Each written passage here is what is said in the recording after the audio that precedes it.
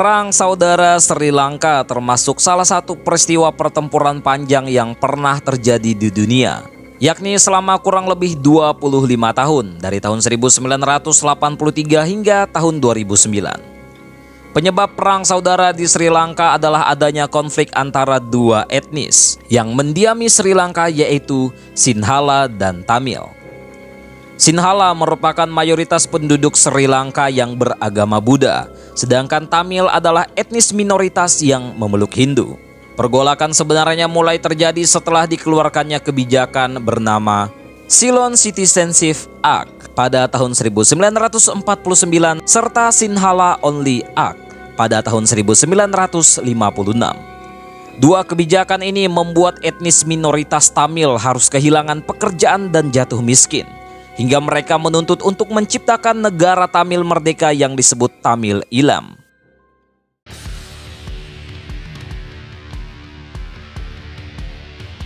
Sri Lanka yang memiliki nama resmi Republik Sosialis Demokratik Sri Lanka adalah sebuah negara pulau yang ada di pesisir tenggara India. Sri Lanka diduduki oleh sekitar 74,9% orang Sinhala yang beragama Buddha dan 11,2% Hindu Tamil. Nenek moyang orang Sinhala diperkirakan telah bermigrasi dari India ke Sri Lanka pada 500-an sebelum Masehi. Sementara arus migrasi Hindu Tamil dari India Selatan baru terjadi sekitar 200 sebelum Masehi dan mencapai puncaknya antara abad ke-7 dan abad ke-11. Ketika bangsa Inggris menjajah Sri Lanka pada tahun 1815, masyarakat Sinhala diperkirakan telah berjumlah 10 kali lipat dari etnis minoritas Tamil. Pada masa itu bangsa Inggris mempekerjakan etnis Tamil di perkebunan, bahkan menempatkan sebagian dari mereka ke posisi birokrasi. Hal ini membuat orang Sinhala marah. Setelah Sri Lanka merdeka dari Inggris pada tahun 1948, sebagian besar posisi di pemerintahan diisi oleh orang-orang Sinhala, yang kemudian mulai menciptakan kebijakan yang mendiskriminasikan etnis Tamil. Pemerintah Sri Lanka mengeluarkan kebijakan diskriminatif, yaitu Ceylon Citizenship Act pada tahun 1949 dan Sinhala Only Act pada 1956.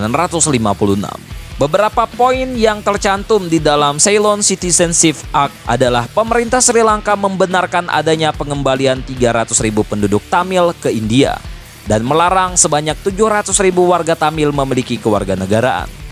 Sedangkan di kebijakan Sinhala Only Act disebutkan bahwa bahasa Sinhala dijadikan sebagai bahasa nasional Sri Lanka, menggantikan bahasa Inggris. Kebijakan ini segera memicu bentrokan berdarah karena sangat diskriminatif dan menguntungkan pihak Sinhala saja.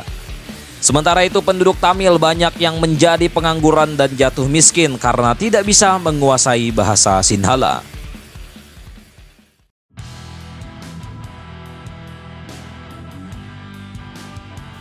Adanya diskriminasi di Sri Lanka memicu munculnya gerakan separatis bernama Gerakan Pembebasan Macan Tamil Eelam atau Liberation Tiger of Tamil Eelam atau disingkat dengan LTTE. LTTE pertama kali melakukan serangan pada Juli 1983 yang menewaskan sebanyak 13 tentara Sri Lanka. Tujuan Gerakan Macan Tamil adalah untuk menciptakan negara Tamil merdeka yang disebut dengan Tamil Eelam.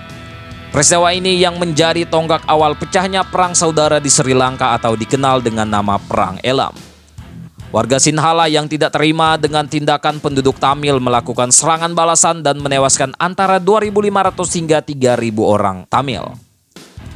Setelah itu ribuan orang lainnya melarikan diri ke wilayah yang banyak diduduki oleh orang Tamil. Dalam Perang Eelam I, LTTE membantai orang-orang Sinhala dan mengonsolidasikan kekuasaan atas gerakan separatis pada tahun 1986. Di puncak pertempuran, Perdana Menteri India Indira Gandhi menawarkan diri untuk menengahi permasalahan. Namun, pemerintah Sri Lanka tidak percaya atas tawaran tersebut dan justru mempersenjatai dan melatih gerilyawan Tamil di kem-kem India Selatan. Sejak saat itu, hubungan antara Sri Lanka dan India mulai memburuk, terutama setelah Sri Lanka menyita perahu nelayan India untuk mencari perlengkapan senjata. Penduduk Tamil menyerang orang Sinhala menggunakan bom mobil, bom kopor, serta ranjau darat. Pada tahun 1987, Perdana Menteri India Rajiv Gandhi memutuskan untuk terjun langsung dalam Perang Saudara Sri Lanka dengan mengirim 100.000 pasukan penjaga perdamaian. Misi mereka adalah melucuti senjata para gerilyawan di kedua belah pihak sebagai persiapan untuk melaksanakan diskusi perdamaian. Namun Macan Tamil menolak melucuti senjata mereka dan justru mengirim pengebom wanita dan tentara anak-anak untuk menyerang orang-orang India. Pada tahun 1990, Presiden Sri Lanka Rana Singhe Premadasa memaksa India menarik kembali pasukan penjaga perdamaiannya. Setelah mundur, perang justru memasuki fase yang lebih berdarah lagi, disebut sebagai Perang Elam Kedua. Dalam perang ini, Macan Tamil menangkap sekitar 600 hingga 700 petugas polisi Sinhala di Provinsi Timur pada 11 Juni 1990 dengan tujuan melemahkan kontrol pemerintah di sana. Macan Tamil pun berjanji tidak akan membahayakan mereka apabila para petugas polisi bersedia menyerah. Setelah menyerah, para militan justru membawa para petugas polisi ke dalam hutan, memaksa mereka berlutut dan menembak mati mereka semua. Seminggu setelah kejadian ini, Menteri Pertahanan Sri Lanka menyatakan perang secara habis-habisan. Bahkan pemerintah menghentikan semua pengiriman obat-obatan serta makanan ke benteng Tamil di Semenanjung Jaffna dan melancarkan pengeboman secara intensif. Macan Tamil menanggapi hal itu dengan melakukan pembantaian atas ratusan penduduk Sinhala serta umat Muslim.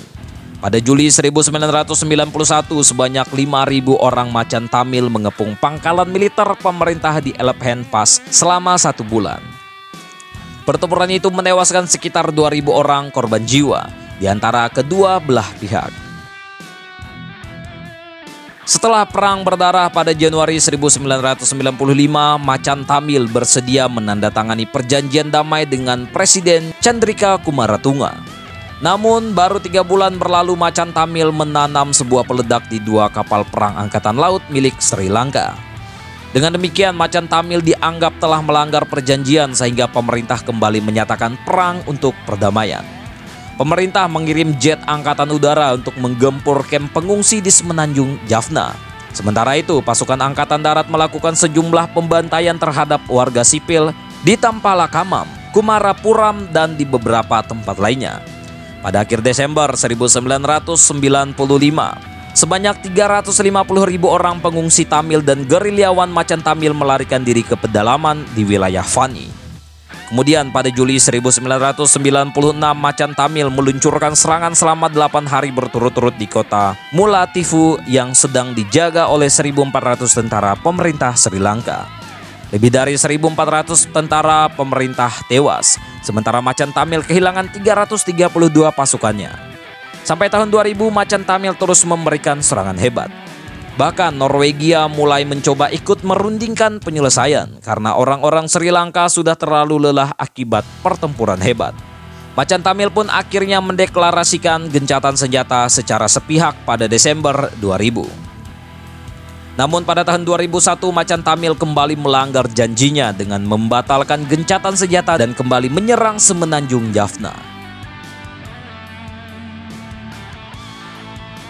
Sepanjang tahun 2002 hingga 2003, Macan Tamil dengan pemerintah Sri Lanka berusaha merundingkan gencatan senjata dan menandatangani nota kesepahaman yang lagi-lagi dimediasi oleh Norwegia. Namun pada 31 Oktober tahun 2003, Macan Tamil menyatakan kekuasaannya atas wilayah utara dan timur Sri Lanka, sehingga membuat pemerintah menyatakan keadaan darurat. Setelah tsunami Samudra Hindia melanda Sri Lanka pada 26 Desember tahun 2004 dan menewaskan 35.000 orang, perselisihan kembali terjadi.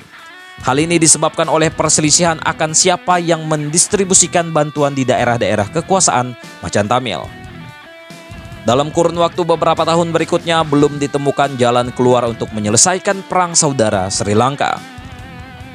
Setelah perundingan damai di Swiss pada Oktober 2006 tidak membuahkan hasil, pemerintah Sri Lanka melancarkan serangan besar-besaran untuk memusnahkan etnis minoritas Tamil di bagian utara dan timur negaranya.